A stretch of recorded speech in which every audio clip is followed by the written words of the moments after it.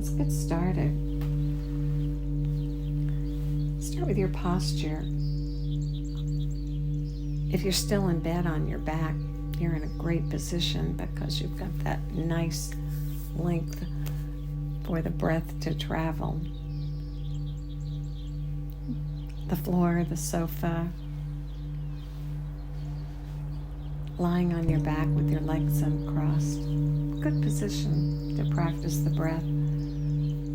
Sit up in a chair too, with your knees bent at 90 degrees and your sit bones rock side to side on them, and plant them evenly and firmly.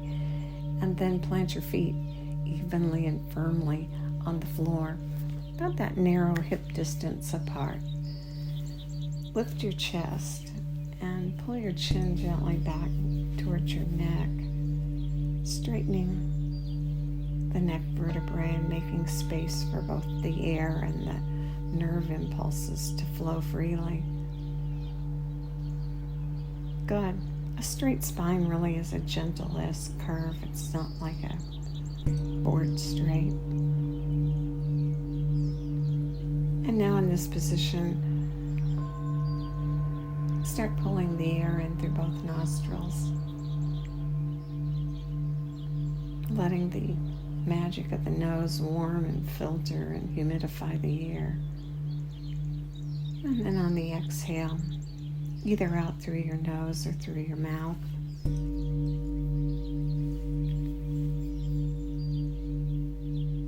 And then just an awareness of yourself. Touch base. Touch base with the tension in your body and breathe some of it away.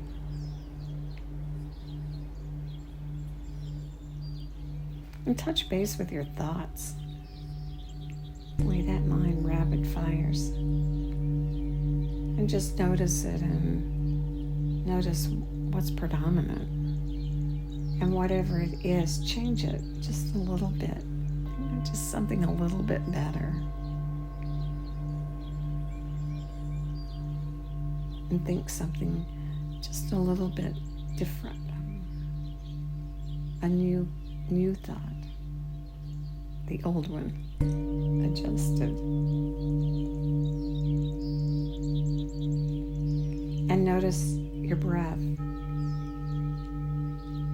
And can you continue to flow the breath through both nostrils and pull it down and let your belly round up? And release the breath while you continue to multitask on your thoughts and the tension. Continuing the breath as the engine that keeps everything running.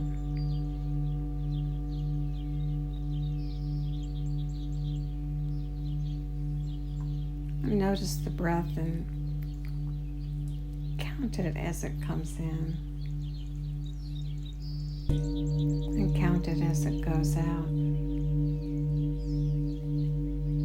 And notice what's comfortable. Not trying too hard, because we lose our edge on effectiveness when we try too hard. So we stay comfortable and pull the breath in through both nostrils. And then we let it flow out. And we let it flow out either through the mouth or the nose. Inhaling in through both nostrils and exhaling out either through the mouth or the nose.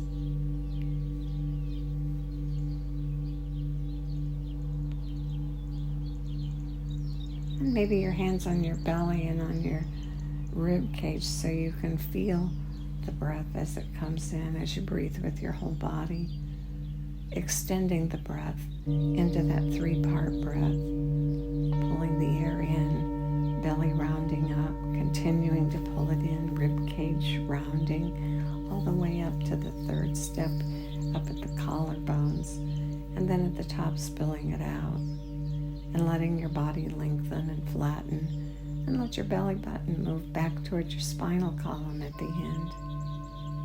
Good. And continue that 3-part breath.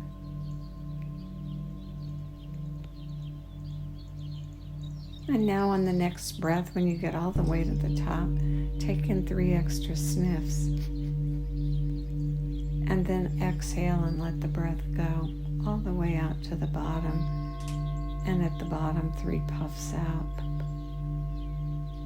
And again, all the way to the top. And then 3 extra sniffs. And spill it out all the way down. And then at the bottom, those 3 puffs. Good. Continue breathing, rounding up on the inhale and lengthening and flattening on the exhale. Taking those 3 extra sniffs and puffs, over time build the capacity of our lungs. And we know that when we pull that air all the way down, that we're getting down to the space in the lungs where most of the blood circulates. It's where the action is. And we make a mental note of that and remind ourselves that at least sometime during the day, we're going to bring that back to our thought process and remind ourselves to breathe so that our belly rounds up, so that in our life we're pulling that air down where the blood circulates and giving ourselves a boost. Good.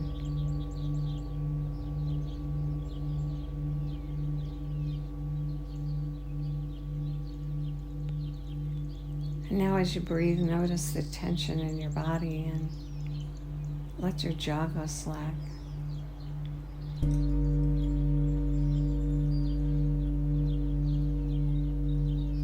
And then the space behind at the bottom of your skull, let it drop.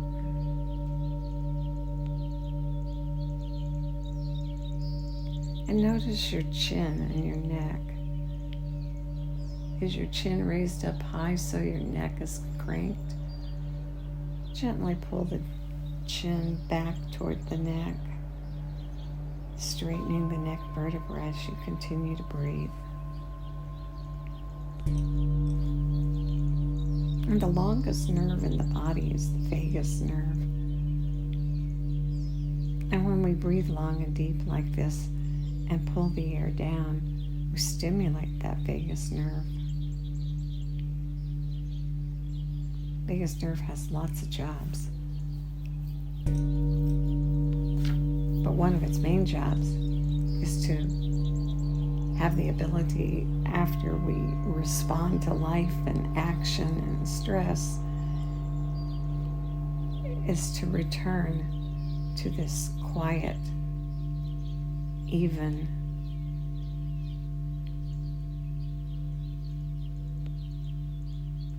state of our mind and body. And the more we activate it, the stronger it gets, and the better we get at being able to do that, so that when life happens, we're there to meet it, set and ready to go. And then we're ready to release and allow our body to return to that state of calm, quiet.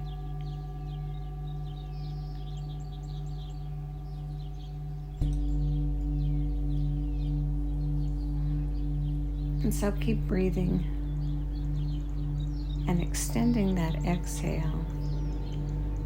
Extending that exhale.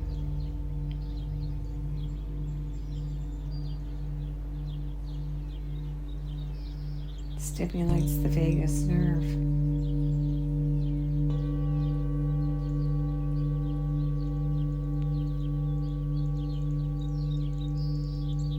And one way to stimulate the vagus nerve further is to use sound, as the vagus nerve passes really close to the auditory channel. And all the research that's been done indicates that a hum activates the vagus nerve. And so you increase the action on the vagus nerve, and you build more strength and make yourself more resilient to the stress, to the challenges and calamities around us. So try it and breathe in, rounding up, and then on the exhale, a hum.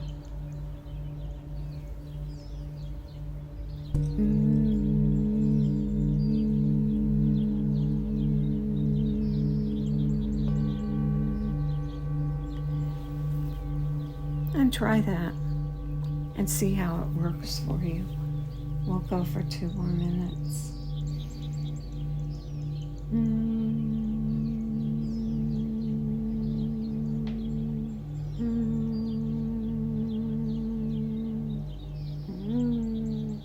And if your voice cracks, that's okay. So what? Just keep going. Just keep breathing and making sound on the exhale and extending the exhale as long as you can comfortably. Inhaling and rounding up, exhaling and humming as long as you can comfortably.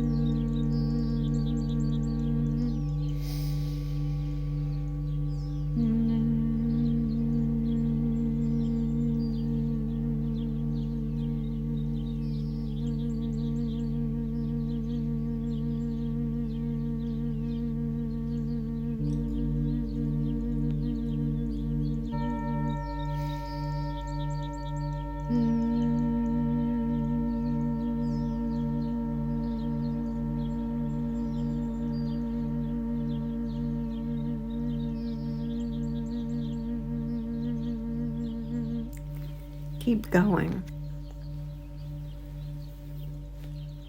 I've done a lot of research on this simple technique, and over again they found that you can create the effect in only 2 minutes. How good is that? Pretty good. So keep breathing and stimulating the vagus nerve with your hum.